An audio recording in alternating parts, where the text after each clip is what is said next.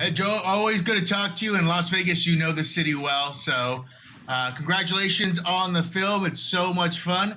Can you tell me what was it that you wanted to ingrain in this film, but also is there anything left where you're like, that's just family. We don't talk about that anymore. Is there any grounds or anything you don't want to go back to or touch on?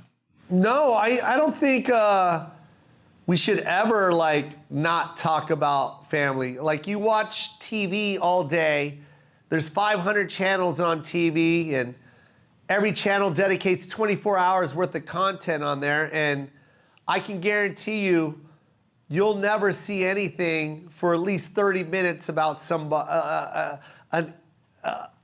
any ethnicity. You know what I mean? You'll never see a story being told. And it's not fair. You know, we got a lot of people here that live in this country that are invisible and they don't get to see themselves represented. And it sucks. You feel like you're not being heard or seen. So a movie like this, although specifically about Filipinos, it's just that opportunity to show the world that, hey, family is family. It doesn't matter what ethnicity you are. We're all the same. That mom is just like your mom. So the door's open, and I want to see more stuff like this, more families. I want to see Dominicans. I want to see Puerto Ricans. I want to see Chinese. I want to see Koreans. I want them all to tell their stories, and then we're all going to realize that this whole thing about you're being too specific is just a lazy form of being ignorant. It's just like, it's not cool anymore.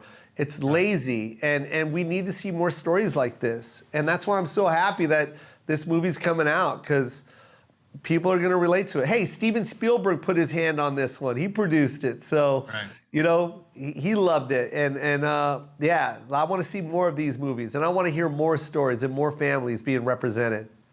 For sure. Well, I know you probably can't see behind me, but I got Fry and Lumpia behind me, so I'm part of the family, whatever I can too. But I do want to ask, you know, for your family in Las Vegas, how would you best explain this movie to get your family to come out, buy the popcorn, and be part of this world with you? You know, it's like, this is how I explain it. My mom moved to this country in 1969, right? So imagine living here for 51 years and never seeing anything like this ever. Ever. This is her first time seeing something. She moved here in 1969, and it's 2022, and finally there's a movie where she can at least see her voice being heard, see her food being displayed, and seeing her country being celebrated. And on top of all that, everyone's relating to it because she lives here in America. You know what I mean?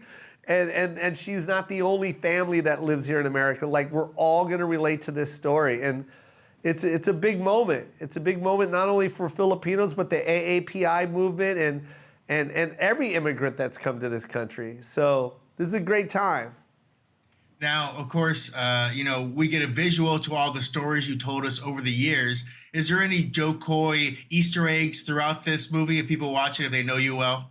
Oh yeah, I mean, if you saw the movie, you're gonna see the Santa Nino in there, and that's such a big part of my life because we actually have a Santa Nino at my mom's house that's actually the same age as me. I think it's older than me. I think it's 52 years old.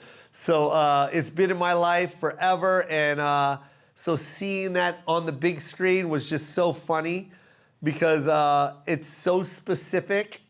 And I remember watching Talladega Nights when Will Ferrell goes, "I want to pray to baby Jesus." And I laughed out loud in the theater because I was like, we really pray to baby Jesus. So now I get to show that in this movie. Very, very cool. Well, I got to let you go, but I just want to say I'm very excited to see you here in Vegas, November, T-Mobile Arena. You're going to blow it out, man. So we'll see you here then. But until that time, keep working hard and have a great day. I love you, man. Thank you.